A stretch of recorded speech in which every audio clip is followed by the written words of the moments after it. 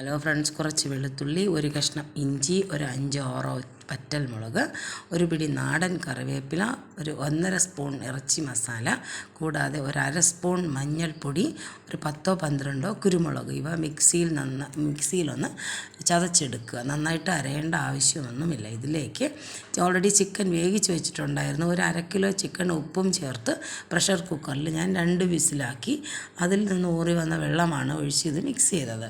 അല്ലെങ്കിൽ പിന്നെ നമ്മൾ അതിൽ ചിക്കൻ ആഡ് ചെയ്ത് കൊടുക്കുക. നന്നായിട്ട് കൂട്ടി യോജിപ്പിക്കുക.